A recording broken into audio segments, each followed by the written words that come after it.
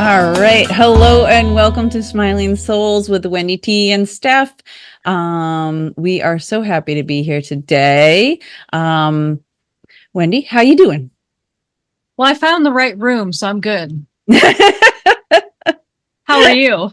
Very good, very good. Got tons of things done before the day and, managed to go grocery shopping and make it back and unpack the groceries before we had to record. So that's Before this, oh, I was like, I got home. I was like, I got 15 minutes. We can do this. And you did. And I did. And Wendy's texting you going, do I have the right room? And I didn't even see it. And here we are. So it all works out. Yes. Hey, Steph. Yeah. Guess what time it is? It's time for a word from our sponsors. Do you struggle with stubborn skin issues like acne, eczema, or rosacea? Are you tired of chasing quick fixes that don't last? It's time to heal your skin from the inside out. I'm Stephanie Keenan-Ray, a holistic esthetician and essential oil educator, and I'm excited to invite you to my 10-week virtual group coaching course, Heal from Within, Anti-Inflammatory Holistic Skin Health and Wellness. Together, we'll dive into what truly affects your skin, from diet, stress, and hormones to ingredients in your everyday products. This isn't just another skincare program. It's a journey to transform your health, wellness, and confidence, empowering you to shine naturally. As a member, you'll receive weekly live coaching sessions, 2 private one-on-one sessions with me, a personalized subscription box filled with skincare goodies, and access to an exclusive community of support and connections. Spots are limited, so don't wait to start your journey to a healthier, glowing you. Visit Linktree, linktr.ee/natural_beauties to learn more and reserve your spot today. It's time to nourish your skin from the inside out, because you deserve to feel beautiful in your natural skin. Steph, I have heard you say heal your skin from within so many times. And it's so true. Once I started, taking your advice, my skin changed. And so your course is going to cover that and so much more. So don't wait, get your seat reserved, because they're going to go fast. Thank you. Of course. And we are really happy to have with us today Monica Young. So Monica is the author of 2 books that if you have an aging parent, you are going to be like, oh my gosh, this is just great information. So Monica has authored 2 books. The first one, Before the Time Comes, Conversations Family Caregivers Need to Have with Their Elderly Parents. Oh my gosh, yes. I wish I would have had this book before I moved my mom and all the things. Second book she has authored is How to Easily Move an Aging Parent into Their Next Home Like a Pro. Wish I had that one too. So in any event, Monica, it's so nice to have you with us today. And I'd like to get started by just asking you, how did these books come to fruition? What's the backstory here? Yeah, the backstory is important because it points to my credibility. Basically, so my story started, like many of you did, with an aging parent that needed to be taken care of immediately. Mm-hmm. My mom was in Baltimore, Maryland. I'm in Colorado. Pretty long ways to go to get there to help. Mm-hmm. So anyway, she had broken her hip and couldn't go home. My mother-in-law actually lived in Dallas, Texas. Excuse me. And she passed away in Colorado, and we had to get her house cleared out in Texas. Okay. So that, so that we could sell the house. Right. So anyway, those 2 things led to me having just kind of being thrown into what you're talking about. Yeah. And then I decided that maybe somebody would pay me to do this. So I began building a business, which was called Things Forgotten But Not Gone. Things Forgotten But Not Gone. Yeah. Oh, great name. Yeah, it takes a while, but I'm glad you appreciate it. Yeah, of because course. it takes a while to come up with names for anything. Yes, it But does. but anyway, so I did that for 11 years. So you moved your mom. You only had to do it once, right? Maybe 2 or 3 times, but you didn't have to do it multiple times. During the course of my business, I moved an average of 2. I did 2 moves a week for 11 years. So well over 1,000. So as you can imagine, I learned a whole lot about how to make this a seamless process. Right. And then I wanted to write about it. So that's how I actually started writing the second book about how to do the move. Before I wrote the first book, until I realized that, you know what, there has to be a starting point. You don't. So that's why Before the Time Comes came about. So I ended up writing that so I could get to writing the book I was going to write. Oh, that makes a lot of sense, though. Yeah. So it was like all that information has to be there before you can do the move. So that's what I did. And I have to say, I really enjoyed it the whole entire time that I was actually doing the move. I kind of missed my seniors because I love the stories. And so anyway, so that's how it all came about. And I hope I'm not too bossy, Wendy. Too bossy? What? Because we talked about that earlier. But when you're trying to make a point, you kind of end up saying, no, but this is the way it has to be. It's never the way it has to be. It's advice. And that's what I need to make sure that I say is that when I sound like I'm telling you exactly what to do, it always depends on the circumstances. Because everybody's circumstances are different and their stories are different. And so just keep that in mind in case I sound like I'm telling you exactly what to do. Well, you know what's interesting about that is I'm in a mastermind. Well, I was in a mastermind with a woman who's a professional housekeeper person, but she runs a business.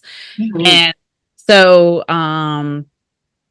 she would talk a lot about how when she'd have new hires and she'd have to train them, like how to efficiently train them to clean the house. Yeah. Think about it, because she's like, I just don't even think about how it should be done. I just know the method of what gets it done the most efficient way, in like, instead of running upstairs and downstairs and, you know, like when you have 2 people in the house, you know, like how to do it the right way. And so it's kind of the same thing of you've got all that experience, and you know, it's not that you're being bossy, it's that you just know the most efficient way to do it. And I'm so glad you said that, Stephanie, because that's a perfect example. When I would train my employees, same deal. It's like, okay, we're bringing all the crates in at one time, okay? Because we're not making multiple trips. Yeah. And when we carry things, we're helping each other carry them so that they don't get too heavy. So so my second book is very much that way. My first book, not so much. My first book's more about, hey, it's time to listen. Yeah. But I do appreciate that because it's hard to get it right. And yet when you sit down and you read it, all of a sudden you're like, oh, yeah, that makes perfect sense. So, right. Yeah. So, we're saying be bossy. Fully. Well, I am in the second book. And actually, when I was writing the second book, that's what I'm in a critique group. And they were saying, no, you have to say, do this. And so that's how it comes across. It's like it is, and it's full of checklists. And so, you know, it's such a compendium of everything that I learned over 11 years. So just to focus in on exactly what how to easily move an aging parent is about. Is that there are spreadsheets and checklists for every single chapter. Oh, I love that. So that when you're in the day of the move, you can just go, oh, here, where are the picture hangers? We're supposed to do picture hanging right now. And it's like, okay, it's on the list of unpacking. So, I love that. so That would for sure lessen my anxiety. I think I've moved my mother 3 times over the past 13 years. okay. And the last time, no. The first time I did it, my husband, myself, and our nephew, that about killed us. Yeah. Second time, I hired movers. Okay. Third time, I hired movers. Okay. Good Lord. So, and whatever works for you. And if you're going to do it yourself, for gosh sakes, get Monica's book, because she's got the spreadsheets, she's got the checklist, she's got, right. And we're going to dive into that. And I'm kind of veering off course, as Stephanie said I would do. So here we are. You had mentioned something a while ago, when we first started talking about this podcast, and it was, isn't it time for a better way to move an aging adult? And so, Monica, would you share your thoughts and your best practices around that?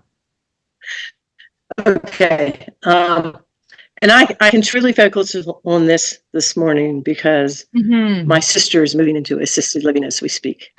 Really? And so, the process is that basically you're going to do it in 2 days. The first day is just a planning day. So what I mean by that is you go and you look at the apartment together, you make sure the sizes are right. And I'll get back to that. But then the second day is the actual move. So you start at 8 a.m., you end at 4 p.m. You don't change those times. I don't care what else you want to do. It's 1 day out of the year. But what you're trying to accomplish is you're trying to make sure that this person gets up in the morning, all their stuff gets packed, moved, and packed, and then they spend that night in their bed at 4 o'clock, because that's when dinner is at the assisted living or retirement community. Right. And if you have enough people, then it works out perfully. Yeah. Now, my experience is I also hired movers. Yeah. I would have a 2-team moving company. And then you have one person that takes mom or the senior and takes them away, goes does something else for the day. Yeah. Oh, that's a great idea. And then you have 2 people that do the packing and unpacking. It's really, it's clean, it's smooth. If you do the planning properly, right, then the packing, one person packs the master bedroom and the master bathroom. One person packs the kitchen and the living room, and you get an hour to pack that room. That's it. But you don't use boxes. Boxes go away. Wait, you don't use boxes? No. There are other containers that are so much more efficient. So you buy 12 collapse, and this is kind of like the month before, like when your senior finally agrees that you're going to move them. Then you start gathering supplies. So you buy 12 plastic bins. Okay. They're like, I think they're 60 quart. It's in the book. Yeah, right. Get the book. And then you buy 12 collapsible containers. You know what those are, where they just pop up. Okay. And become a crate. Yeah. So that's really all you need, except for if you can get wardrobe boxes, I highly recommend getting the big ones. Yeah. And then you get like 5 or 6 liquor boxes. Wait, liquor boxes? Because guess what? That's how you pack the kitchen. Boxes, the best moving boxes. Really? Yes. They're wicked strong. And they're like only so big, so you like. That's why you need other more. than books, you can't overfill them to the point of like, ooh. Yeah. But even books, it's great for books. Yeah, that's true. Because you can't books get heavy quick. Yeah. So you got to be careful about that. Yeah, that's my takeaway. So you tell him liquor boxes. Yeah. Okay, so I'm going to tell you a funny story about the liquor boxes. Yes, please. I knew it. So so we have this stack of liquor boxes, and we're moving this guy into independent living, Yeah. and all these ladies are walking down the hall, going to lunch, and they're like, "Man, I don't know what to think about that." And I just looked at him, and then I went, "Oh, we're packing bar. There is not liquor in any one of these bars." They're like, oh, maybe we'll go visit him later. I was going to say, they were ready to party, and they're like, "What's his name?" He was famous really fast. Yeah. Yeah. So anyway, so be prepared to laugh That is Yes. when the occasion arises, and Yeah. because if you've planned, you just shouldn't be too stressed, really. Yeah. So basic process. You get there. The packers get there at 8 a.m. Yeah. The movers come at 9. You've each already packed one room. So they arrive, and so now I have to go back to the pre-planning day.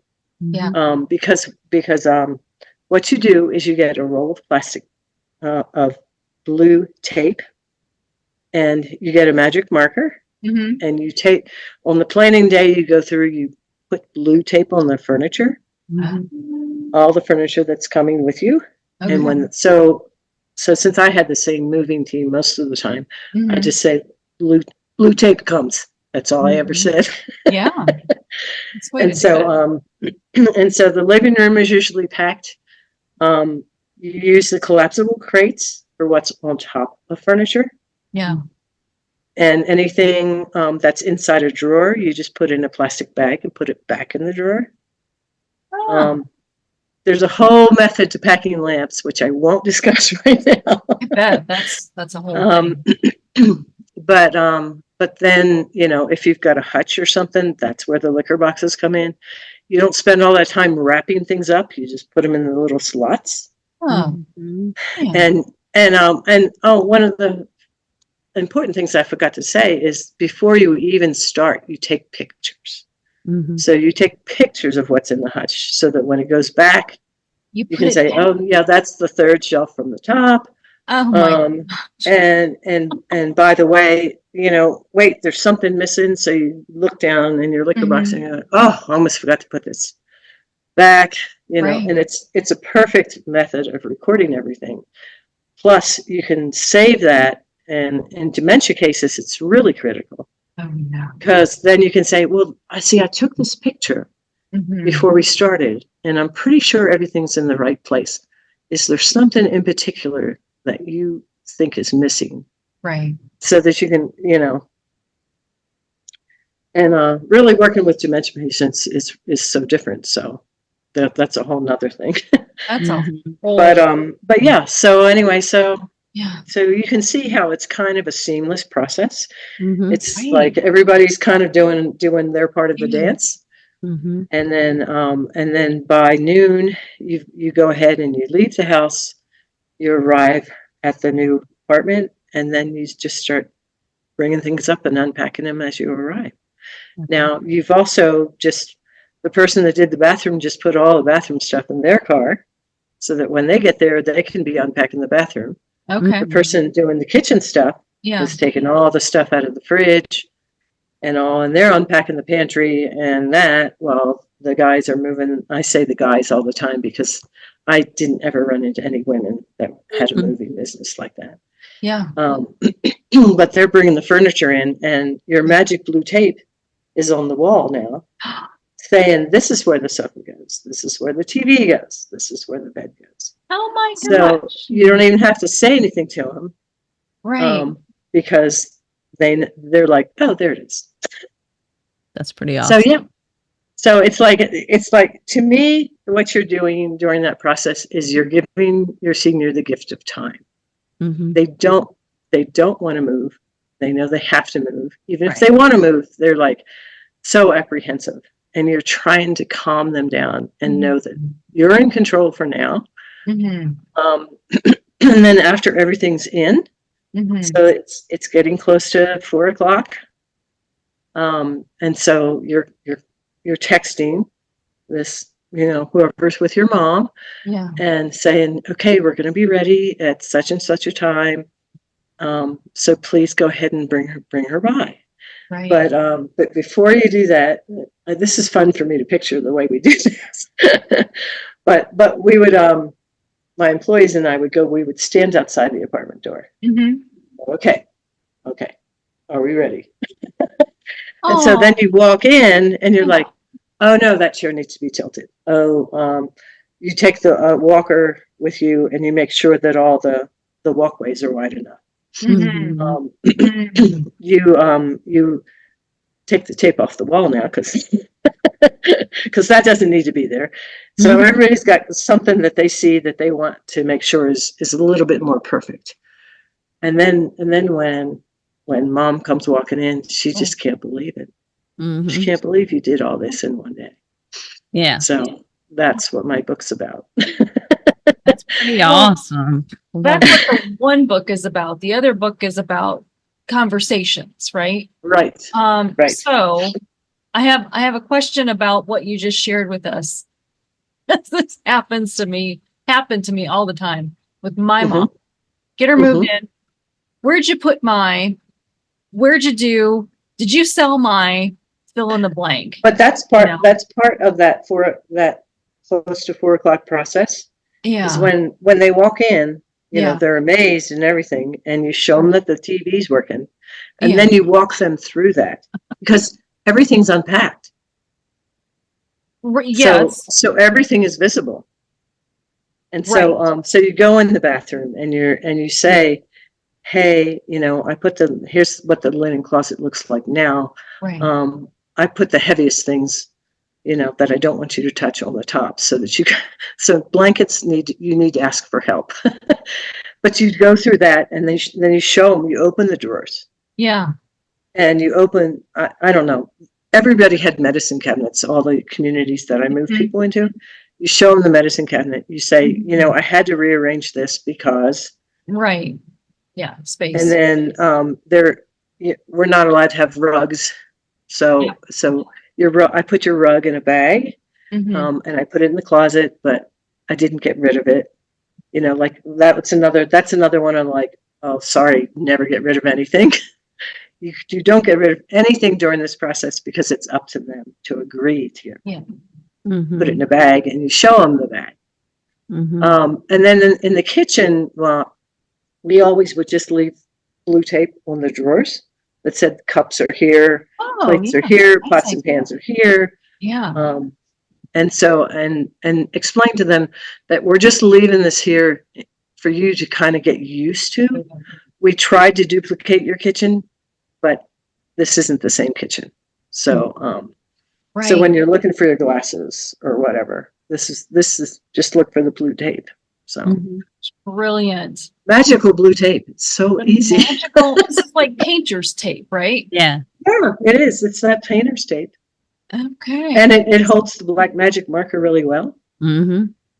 So don't buy a cheap brand.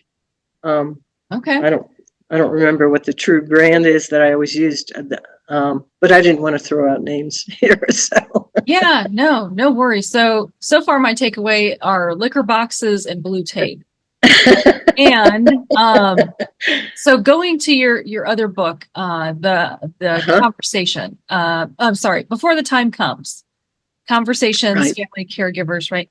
And so you mentioned in your moving book about resistant parents.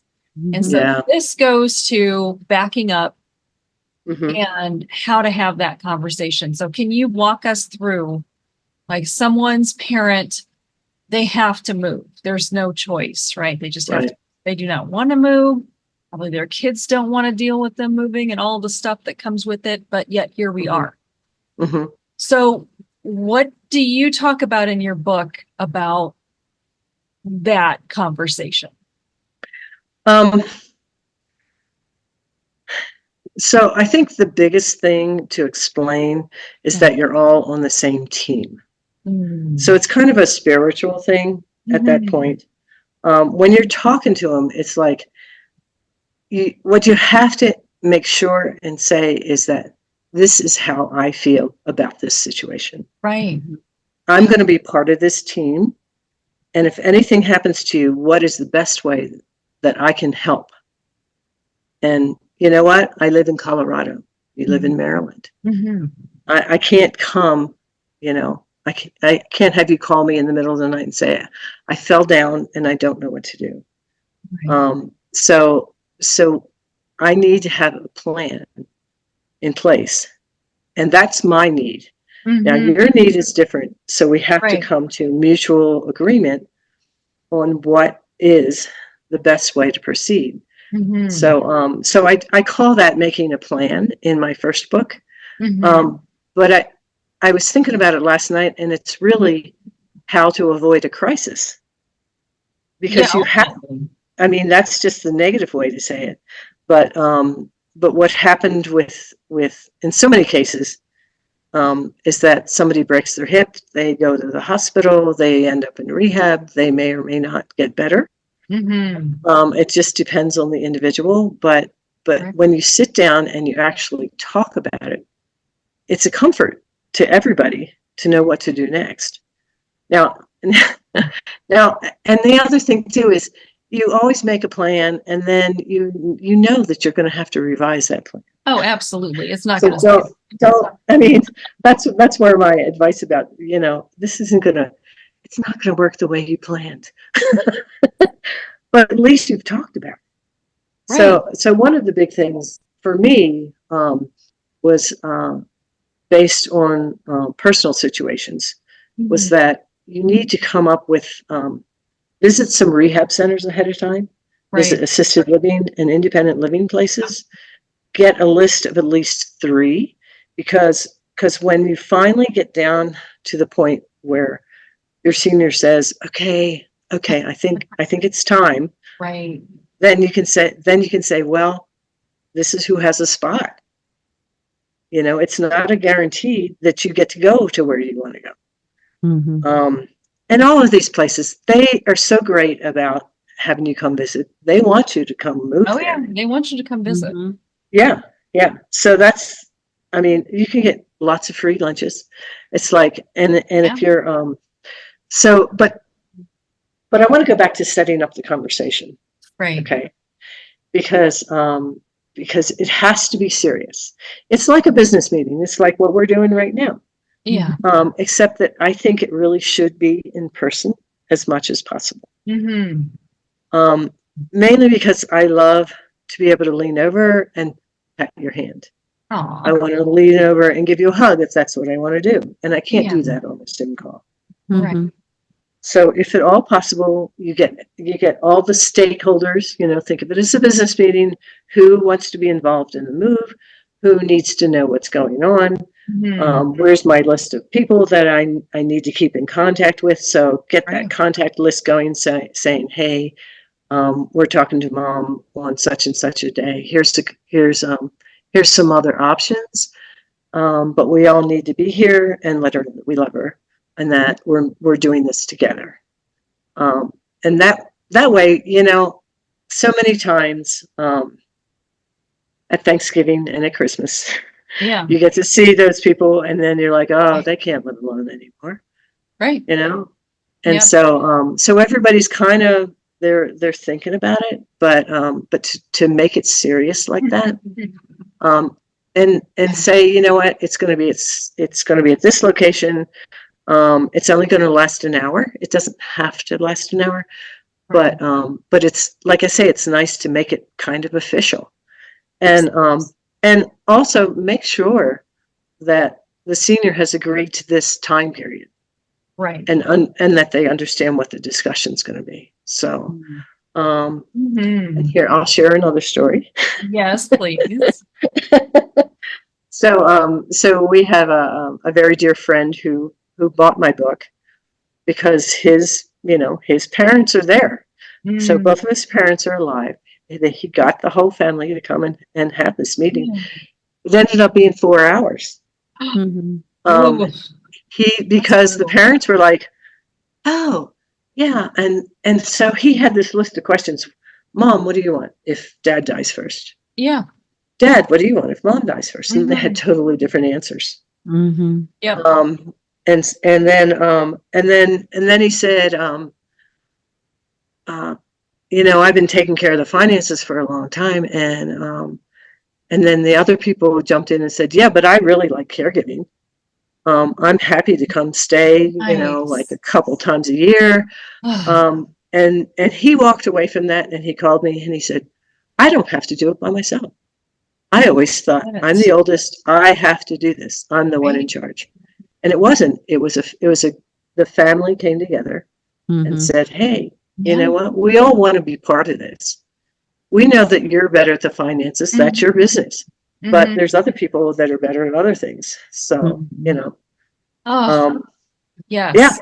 And that's the way it should go. And that's a lot of times, because I work with caregivers, they Mhm. think I just have to head down and do this myself. And that is the biggest pitfall is they isolate themselves. I'm going to do it myself. And then they burn out.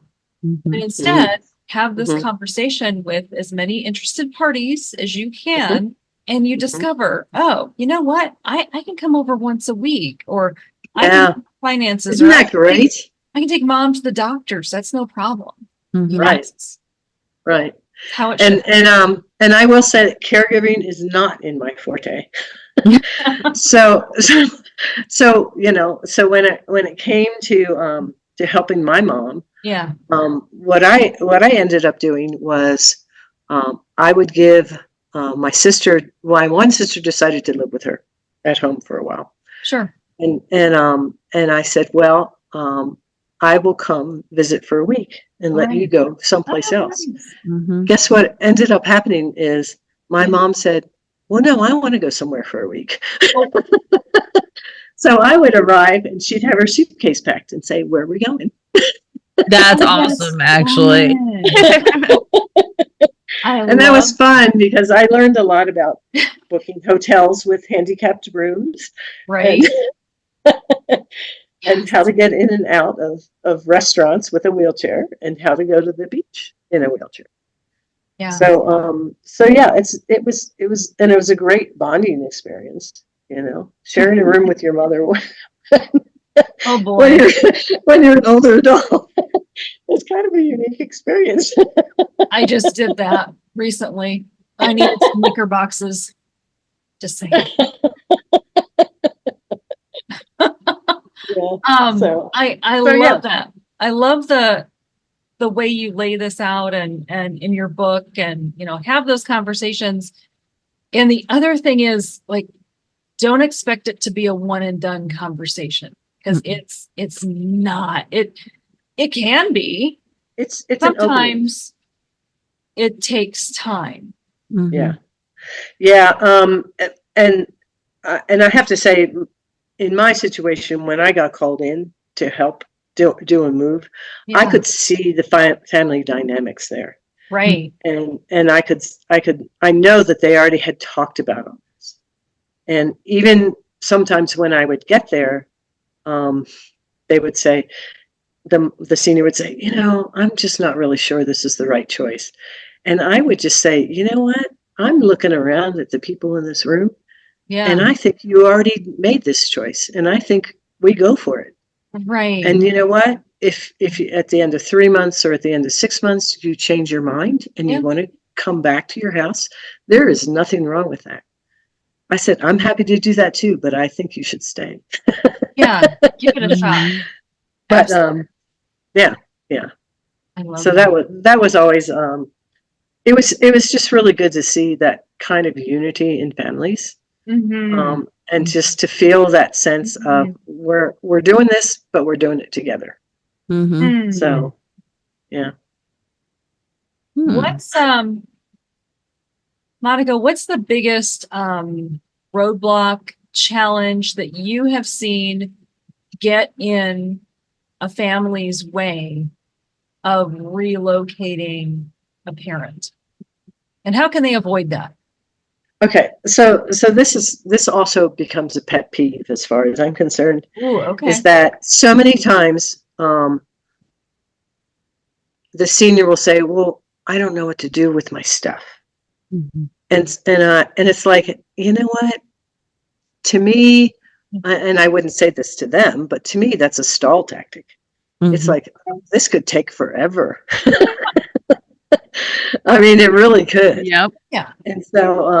So my whole method has been to say, who is more important, you or the stuff?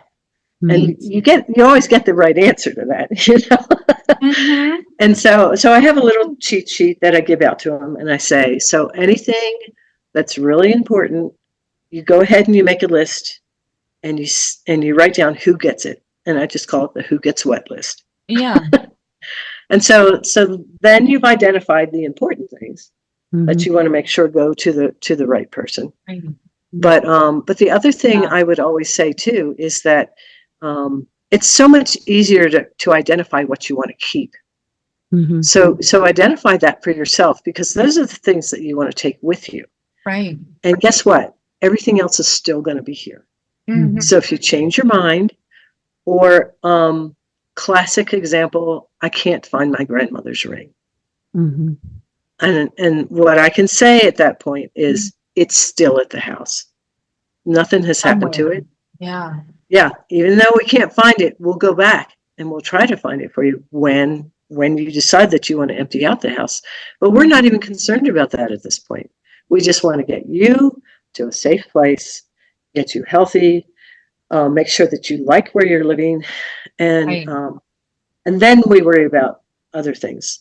Selling the house is a big deal, but you don't have to sell it right away.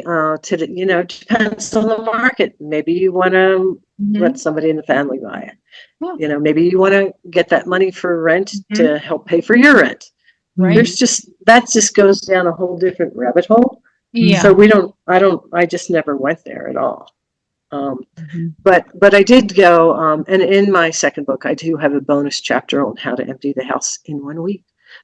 In 1 week. Oh my God. Because I'm a time sensitive person. Yeah, you are. Well, so I have a funny story about stuff. Okay. And specifically jewelry.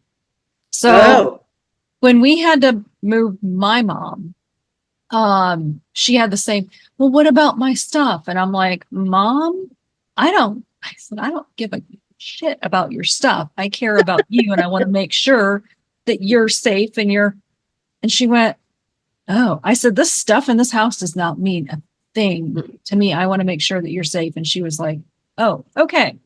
Now, she could not find her wedding band set from my dad. Oh. 20 years. Oh, okay.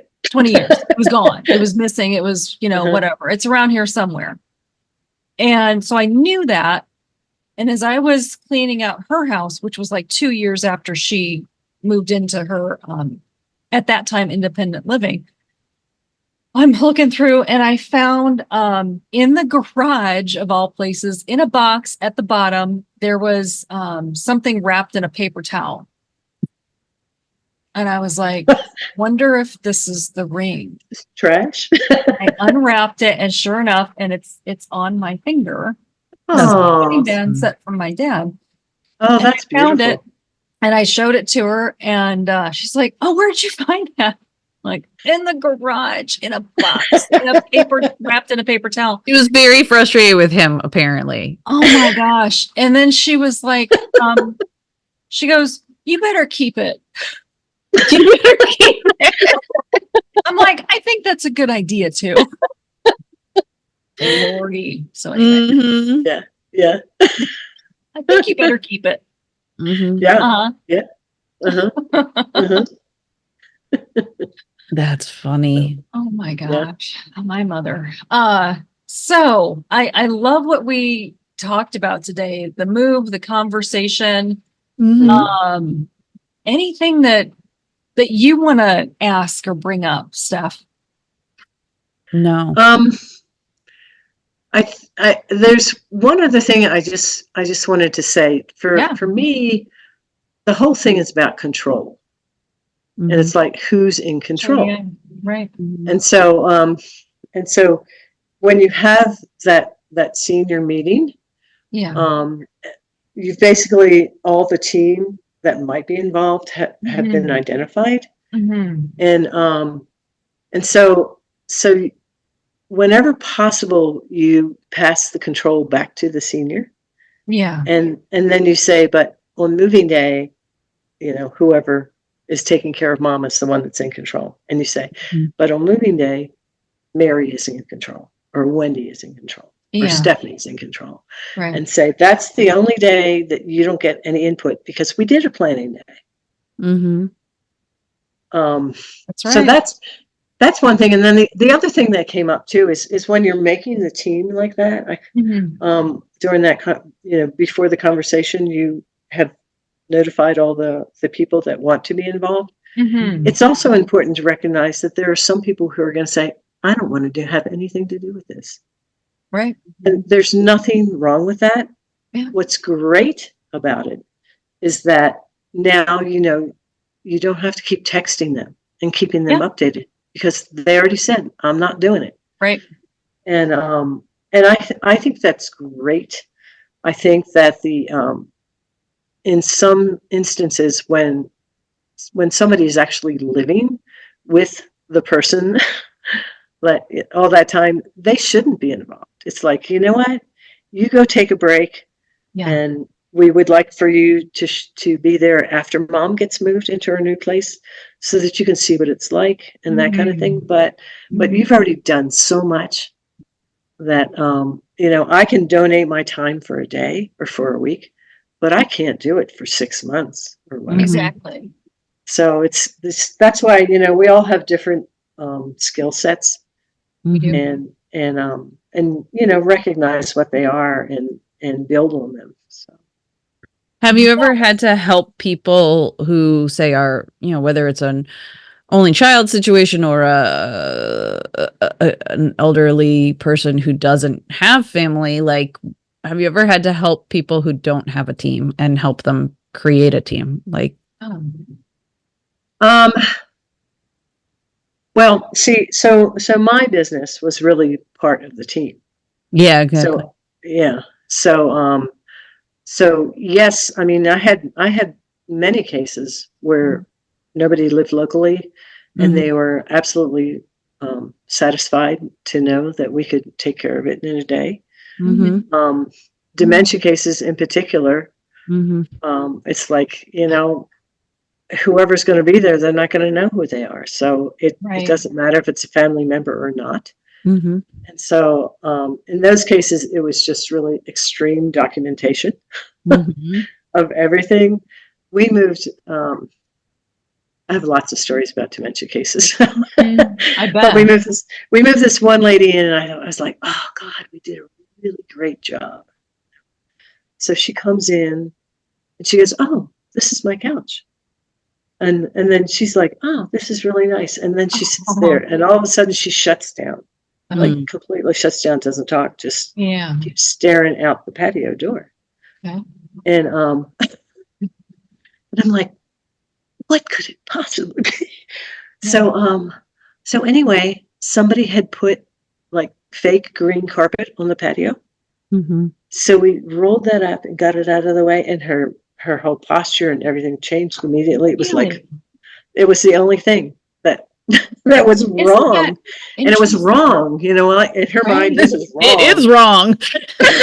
Like, no, this is not. And you're like, not available for that. Bring it back. Not available for that. That's what she was thinking. Oh my gosh, yes. So my mom lives in assisted living now. And she has dementia. And there's another lady that has it worse than she does. She's really, I mean, this poor woman, she's, bless her heart. So her daughter was trying to, she decorated her room for, I don't know if it's Easter, Christmas, whatever. So mom went to dining room for supper or something like this. And the daughter is decorating her room. This sounds like a bad idea. It was she was trying to do something nice. I see where she was going with this. And the mom gets back to her room and she doesn't know where she's at. She doesn't know who, like, it just spiraled really quickly. Yeah. And I found out what happened, and I kind of took the daughter aside, and I'm like, just so you know, That was a nice thing you did, but because you changed her environment, Oh yeah. she has that, is suffering from dementia. That really confused her. And so she took everything down, Mm-hmm. and then mom was fine. But just like even the carpet, Mhm. oh Lord, that just it causes them to spiral. So yeah, it's you have to be so careful with their Yeah. environment and surroundings. Yeah. Yeah, it's just it really is a control thing. It's like the only thing I can control is like this room. Yeah, And so so you're just respectful of that. But exactly. one other positive thing I wanted to say about dementia though is my mom also had Alzheimer's. So so when I would go visit her, she always did know who I was. Yeah. But there were so many conversations we had with somebody who was not me, Mhm. which was really fun because she'd say, "Oh, do you remember when we took the ferry down to the shore?" And I'd go, "Uh-huh." And she'd go, that was a fun day, wasn't it? And I said, "Yeah, can you tell me a little bit more? Yeah. Because I'm trying to remember exactly like what you wore."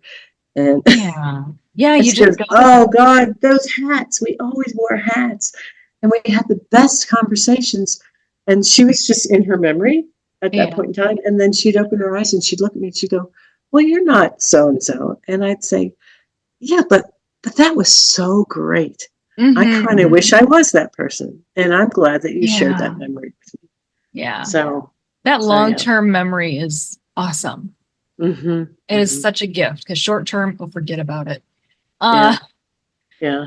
Well, let's see. I'm just looking at our time, and my gosh, this has been incredible, Monica. Thank you so much Yeah. for spending Thank you. time with me and Steph today. And you can find Monica and her books at elderwisdompress.com. And let's see, anything I'm missing, Steph or Monica? Final thoughts. You know, I have to say that if you do decide to buy my book, could you please leave me an Amazon review? I keep forgetting to ask for that, and I'm trying really hard to get more notice for my book, and that's the only way you can do it. It's not the only way, but it's probably the best way. Yeah, definitely. So go to Amazon, leave a review. That's very easily done. Yes. Well, yeah, it is. Yeah, do. And I've got both your books, so I'll be going and doing that. Thank you for the reminder. Yeah, no, Thank you for the review. This is a very cool episode. It was neat to hear your systems and how you really make it easy and lay out a method for people to make it take that stress off of them. In getting to know Wendy, I've discovered all these different ways and tools and the people who their job in life is to be a helper and to make it easier on us. And that's kind of why we do this podcast, is to help others find those ways to make it easier. So thank you for sharing your tools. Yeah. Thank you so much, Monica. Okay. Thank you, Wendy and Stephanie. Of course. Have a wonderful day. Bye, everybody. Okay. Bye. Bye-bye.